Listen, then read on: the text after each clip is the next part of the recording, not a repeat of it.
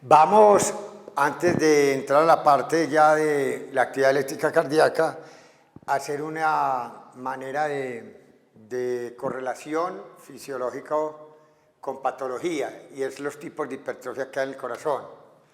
Hay unas hipertrofias que son productos de... Toda hipertrofia es producto de una sobrecarga ventricular. Y uno se preguntaría,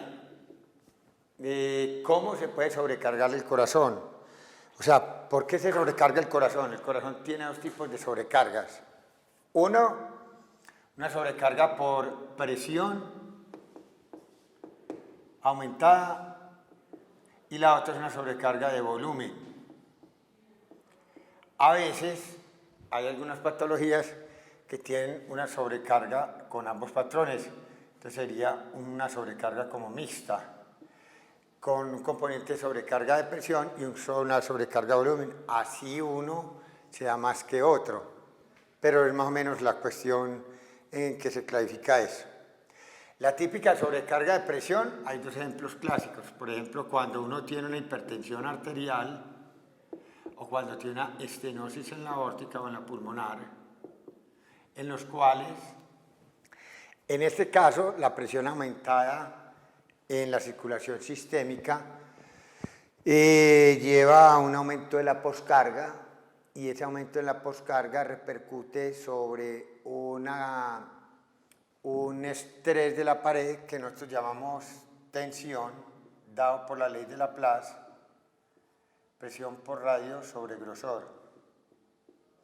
Esta presión elevada que está en la aorta obliga a que el ventrículo, que tiene que generar la misma presión por lo menos que en la aorta, entonces él tenga que enfrentarse a tener que generar en el interior de la cavidad del ventrículo una presión que iguale a la de la aorta. Y eso lo puede hacer de esta manera. La única manera es tensionar más la pared. Y al tensionar más la pared, en mi etapa aguda puede hacer eso. ¿Qué puedo yo esperar de esto? Que todo lo que aumente esta tensión de la pared con un consumo va a ser en último término un consumo de oxígeno aumentado. Porque la tensión es una fuerza ejercida pues, teóricamente por unidad de longitud, como lo define la física, pero uno lo trata como fuerza generada por unidad de área, que verdaderamente no sería la palabra tensión, sino estrés de la pared. Lo que pasa es que nosotros confundimos términos. Cuando nosotros cogemos una esfera y modelamos el corazón como una esfera, esta es la tensión, la fuerza el estrés que se genera circunferencialmente a esta esfera, y el vector resultante hacia adentro de la presión. Cuando yo hablo de estrés, es fuerza que genero en un casquete de estos, específico, un área de estos. Y cuando hablo simplemente la fuerza que hago en esta unidad de longitud como para abrir esto, correcto, eso ya lo llamaría tensión, fuerza por unidad de longitud. Sin embargo, a pesar de esa precisión que en física es real, nosotros vemos que frecuentemente en la literatura nosotros hablamos como tensión, como si fuera estrés, y estrés como si fuera tensión. Bueno, el hecho es que esa sobrecarga de presión va después a originar un tipo de respuesta en los ventrículos que nosotros vamos a ver. La sobrecarga de volumen es, por ejemplo, la sobrecarga típica que encuentran, por ejemplo, en una insuficiencia aórtica, de la válvula aórtica, donde la sangre se devuelve y hay un aumento en el volumen que hay generación ahí. Entonces, eso es algo que es claro. También algunos dicen que cuando uno sufre un infarto al miocardio, esa insuficiencia del corazón de poder inyectar buena cantidad de sangre hace que la precarga quede elevada y yo quede con una sobrecarga de volumen. Antes, esos son las clásicas. La mixta sería una mezcla de los dos. Un paciente que se haya sufrido un infarto, la presión haya caído y era hipertenso, sigue con algo de hipertensión porque aunque caiga la presión sigue más alta de lo normal, y el mismo tiene una sobrecarga de volumen. Sería un patrón mixto. Pero nosotros tenemos que ver primero que en un estrés agudo de una sobrecarga de presión o en una sobrecarga de volumen, los sarcómeros aquí dispuestos 6 pueden hacer un mecanismo de adaptación cuando, por ejemplo, se ven obligados a que tengan que aceptar un volumen más grande. Si todavía no puedo tener tiempo suficiente para generar un mensaje genético donde realice mayor número de sarcómeros, entonces tendremos aquí los mismos 6 sarcómeros. 6, 6. Pero miren lo que hablan acá, deslizamiento de la fibra. Yo puedo organizar esto de forma tal de que la pared quede del ventrículo acepte más. Por ejemplo, pintaríamos esto así. 2, 3. Aquí habrían, volteando eso para arriba, esto iría así, de forma circular. Entonces una manera de hacer esto es lo que llaman deslizamiento. Parte de esos sarcómeros se deslizan para acá, esto es para acá y esto es un poco para acá, para darle cabida a que este ventrículo se vaya ampliando. Eso es un deslizamiento de sarcómeros, es decir, mire que acá este diámetro lo puedo ir jalando esto para acá y estos sarcómeros se van disponiendo en un grosor menor, mire, jalo para allá, jalo para acá y esto va abriendo espacio para acá y esto va quedando más delgadito. Ahí no hubo hipertrofia, ¿por qué? Porque no hubo aumento en el número de sarcómeros, siguen siendo los mismos 6, pero simplemente los alargué. Entonces esto quedará, este queda para acá, este lo puedo pasar para allá, este lo puedo pasar para acá y esto para acá. Eso va haciendo que eso se vaya alargando, es lo que llaman el deslizamiento, que es el mecanismo que se puede defender el corazón en etapa aguda. Se puede defender así, en una etapa aguda, para evitar que como la hipertrofia requiere un mensaje de hacer nuevas proteínas, que es actina, miosina, y hacer nuevos sarcómeros, eso requiere más tiempo. Y así me puedo defender momentáneamente aceptando una cavidad siendo mayor a pesar de que tengo el mismo número de sarcómeros. Eso por un lado. Ahora vamos al... Cuando uno ya tiene tiempo de hacer una hipertrofia, vamos a hablar de los dos tipos de hipertrofia. La hipertrofia, aquí vamos a contar números de sarcómeros, 1, 2, 3, 4, 5, 6, 7, 8, 9. Miremos acá, 4, 8, 12, 3, 6, 9, 12. Aquí hay 12 y aquí hay 12. Aquí hay 9. O sea que ahí, ya en esa gráfica, nos está diciendo que yo ya aumenté el número de sarcómeros. De 9 pasé a 12. Ahora, ese paso de 9 a 12 yo lo puedo hacer de dos formas. Primero, acá, lo único que hice fue aumentar otra línea acá. Mira acá. ¿Sí me entiende? Aumenté acá. 1 y 1. 1 y 1. Aumenté aquí. De esto, 1, 2, 3, aquí apareció otro. 1, 2, 3, apareció otro 4. 1, 2, 3, apareció otro 4. O sea que esto lo aumenté en paralelo. Aquí aumenté en paralelo otro, aquí aumenté en paralelo otro. En cambio, si yo de estos tres no me pongo a poner acá, para abajo, para abajo, para abajo, sino que me pongo es para ponerlos a los lados, pero sin aumentar este grosor tanto acá, 1, 2, 3, 1, 2, 3, eso es disponerlo en serie, que es lo que vemos acá. El mismo grosor de 3 acá, pero en serie aumentaba el número de sarcómeros. Aquí teníamos 4 en una serie, 4 en otro y 4 en otro. Aquí ya hay 3, 3, 3, 3. Esto es lo que llaman sarcómeros adicionados en serie, estos son en paralelo. Cuando yo crezco en paralelo, como esto crece así, suponga que esta es la cavidad y esta es la pared. Si yo empiezo a disponer sarcómeros en paralelo, la cavidad empieza a disminuir en tamaño. En cambio, si yo voy haciendo sarcómeros acá, de esta forma, en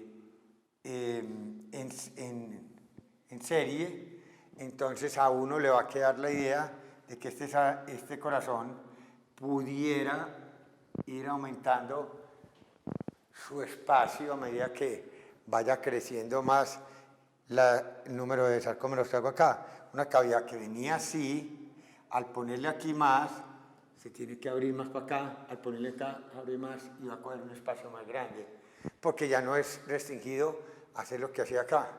De acá yo me encocaba y cerraba la cavidad así. Si yo lo crezco en serie, correcto, ya esta cavidad queda más grande, crezco más en serie, queda más grande. Cambio en paralelo es esta cavidad, si yo le pongo acá más ladrillos, acá arriba, aquí voy cerrando la cavidad. Por eso, cuando yo hago una hipertrofia, en los que los sarcómeros, que son las unidades funcionales, se disponen, tienen una disposición en serie, entonces lo que pasábamos ahí, teníamos aquí un sarcómero, otro, tenemos aquí varios sarcómeros. Y yo tenía ganas de cerrar esta cavidad acá. Bueno, supuestamente mi cavidad. Si yo empiezo a disponer más sarcómeros así, en serie, esta cavidad va creciendo cada vez más.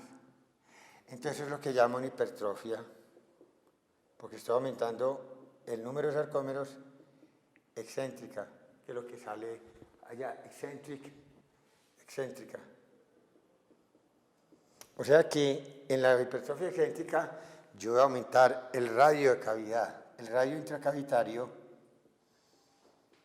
intracavitario aumenta.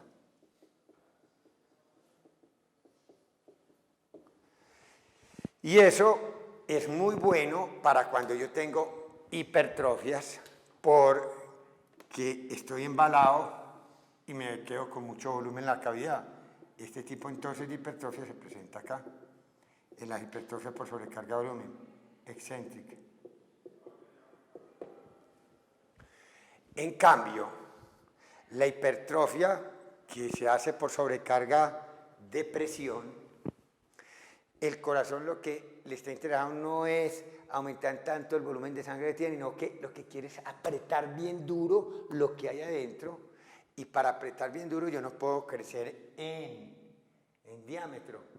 A mí me interesa aumentar es la fuerza generada hacia adentro, tensionando bastante la pared. ¿Qué hago ahí? Pues yo tengo que hacer indudablemente un crecimiento de la pared de forma tal de que dispongo los sarcómeros en paralelo, y eso hace una hipertrofia en que va disminuyendo el tamaño de la cavidad concéntrica. Concéntrica, excéntrica. Concéntrica para el volumen que hay, apretarlo bien duro y hacer grandes generaciones de presión, porque en esas tengo una gran resistencia afuera.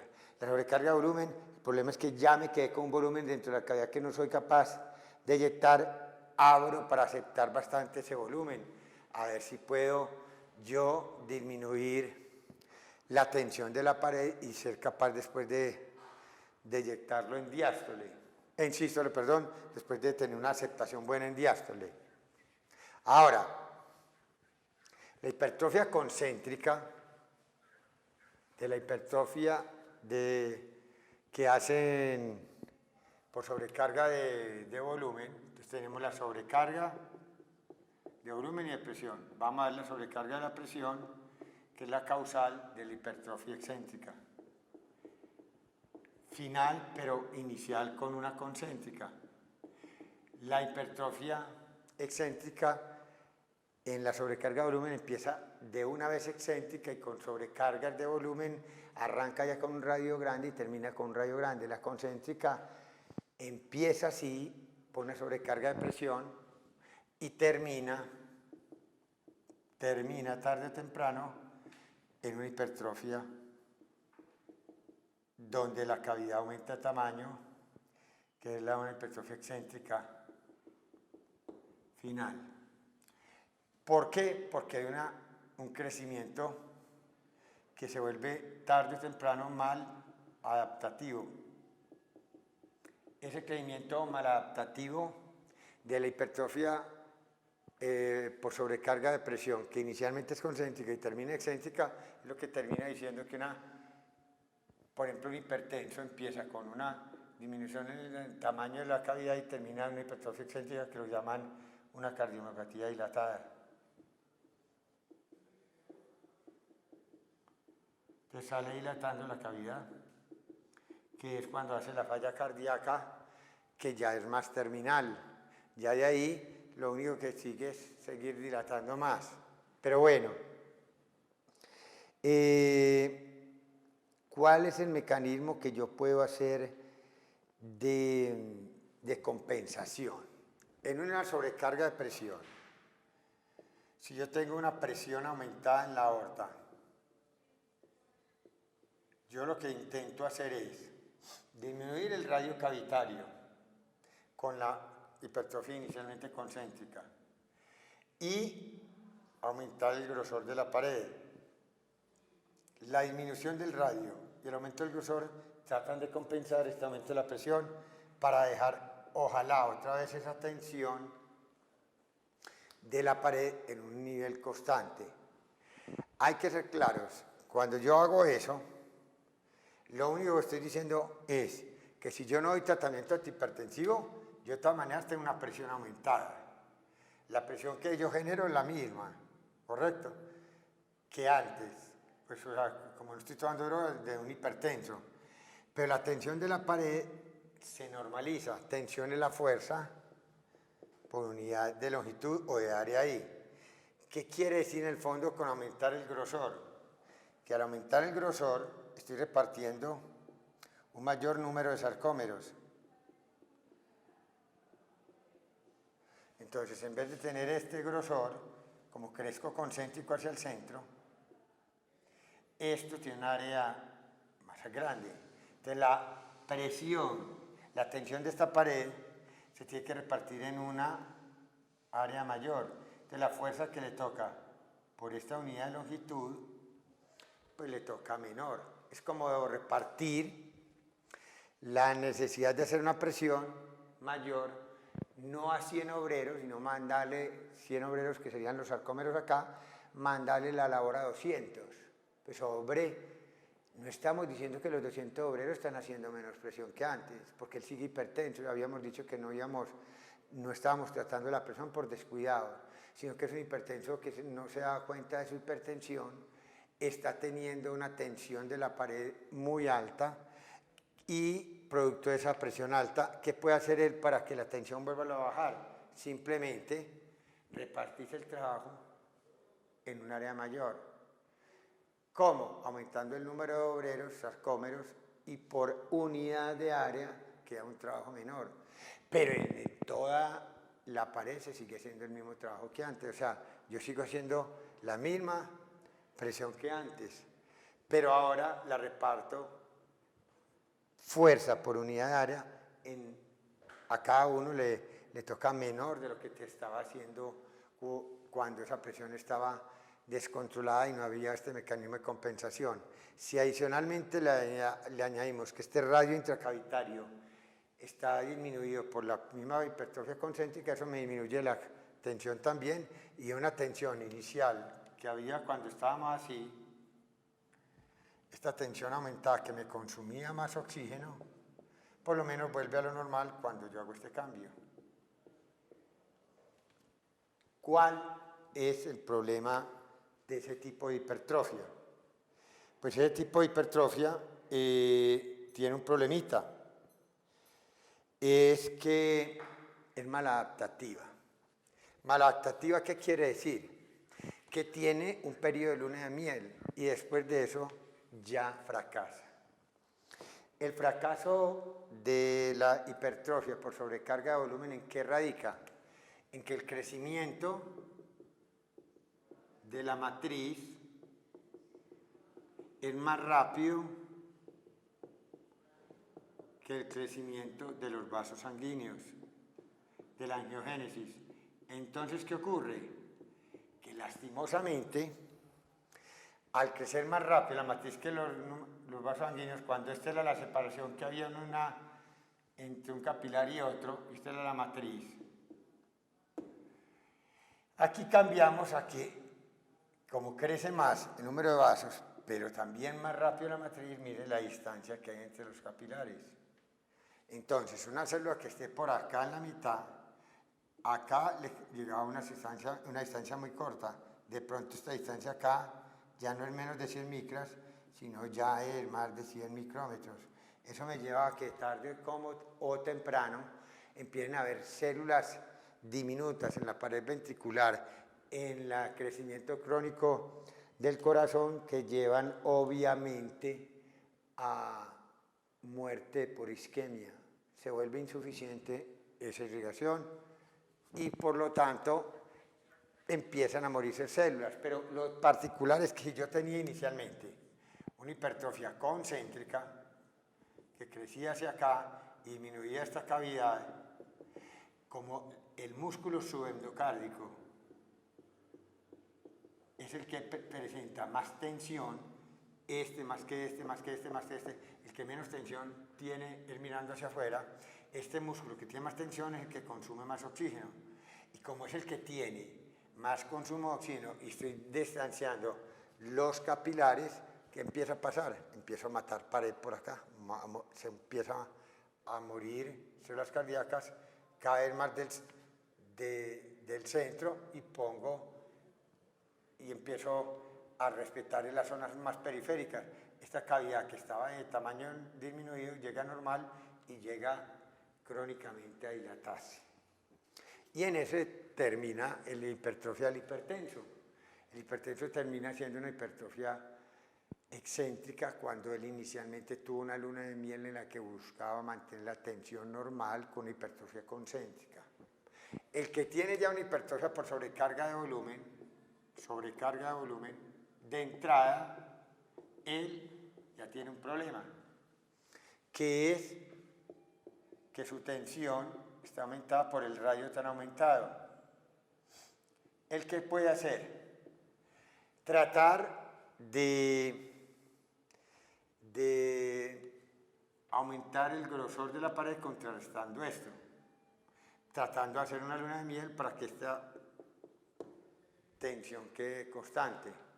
Pero este crecimiento en grosor de la pared para mantener la tensión constante lo hace disponiendo, para mantener el volumen grande, no puede disponer a los sarcómeros en una disposición concéntrica, sino que los tiene que poner en serie para agrandar la cavidad y hacer una masa bien grande y repartir el trabajo en mayor número de sarcómeros para que no sufran por unidad de área la misma tensión que antes. Entonces, cuando esto estaba elevado, antes de que sea el grosor, lo único que hago acá es disponer en una cavidad más grande los sarcómeros en serie para que esta fuerza por una unidad de área, al poner un área más grande, por una unidad de área que esta fuerza más bajita y vuelva a disminuir esta tensión. El problema de la hipertrofia excéntrica es que también esa luna de miel sale muriéndose los miocitos tarde o temprano y vuelve a ser una hipertrofia maladaptativa, lo que lleva en último término a una muerte también por isquemia lentamente de cada uno de los miocitos. El hecho es que los hipertensos y los sobrecarga de volumen están sobrecargados las 24 horas. Es un estrés continuo, distinto a la hipertrofia que se hace con el ejercicio, que es intermitente y parece estar ligada a vías de maquinasa, de hipertrofias buenas que nos llevan a una maladaptación, como sería estimular la quinasa, esta celular related quinasa, la quinasa relacionada con nuestra celular, que es una vía, a diferencia de JNK y P38, que es también de las vías maquinasas, que es una hipertrofia maladaptativa que lleva a muerte celular, bien sea por isquemia o por necrosis. El ejercicio intermitente, como es el ejercicio aeróbico, o aún el ejercicio incluso isométrico, que no se aconseja es porque de pronto puede tener esta enfermedad coronaria de base, entonces uno más bien aconseja el ejercicio de tipo aeróbico o de alternancia en contracción y relajación.